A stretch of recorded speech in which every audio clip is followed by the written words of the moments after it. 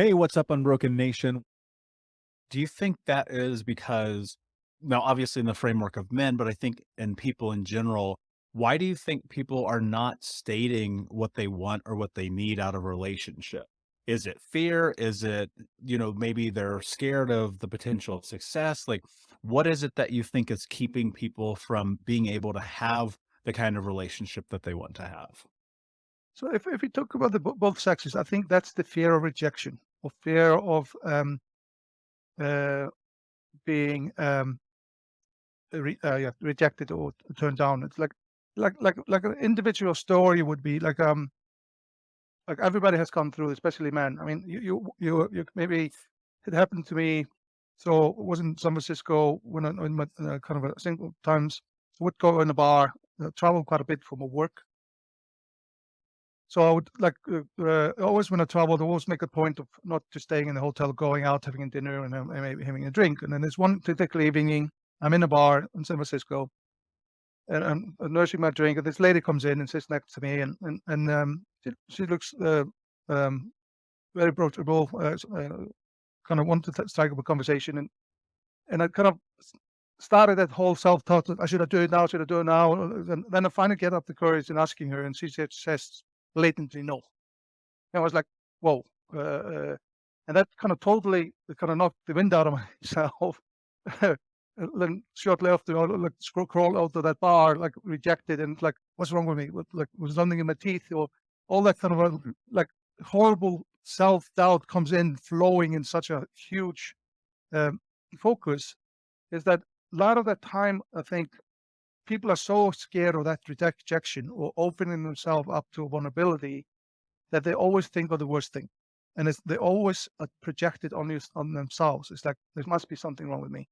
In this case, this lady could be she was waiting for somebody, or she wasn't really in that mood to talk to anybody. So it's more. I think one of those focuses just don't always make it about yourself.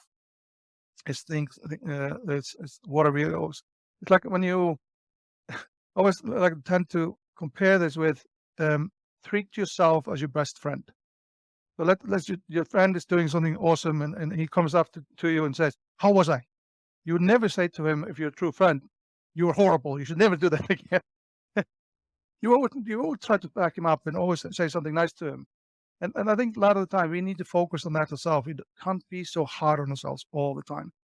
And I think for men as well, going then to the men specific focus is that we are very afraid of opening ourselves up to any intimacy, because again it comes out we are not masculine enough, we are weak, she will look down on me, and I don't want to, so we kind of tend to put up a shield of everything's okay. How do you step into intimacy while still remaining masculine for whatever that means for you? And obviously masculinity is going to be different for everybody. Everyone has their own definition, but how do you, instead of having that feeling like if I'm intimate, people will look down on me and I won't be strong and I'll be emasculated. How do you do both? How can you be a man in the way that you choose and want to be a man, but also be intimate and have that thing that you're seeking? I think a couple of things in my mind at least. So one is have opinion in a relationship. So if somebody asks you a question, have opinion on that question. But you can say that that's my opinion. We can decide then what if the like men tend to do quite a lot is the woman says, "Let's go out on a date. Let's go somewhere. Where should we go?" And you say, and the man will say, "Wherever you want there." Thinking by doing that, we're pleasing her, allowing her to choose. But sometimes they want you to be present and make a decision or have at least opinion of what they should be doing. So I think that's very important. The other thing as well, um, and it comes as well, knowing what you want out of it. Uh, because if you don't know what you want out of it, then you don't really have opinion on what your relationship should look like. And I think those two things are very important from a masculine perspective. Is that knowing what you want, have an opinion on things that people want you to do, and then express those opinions and those wants and needs.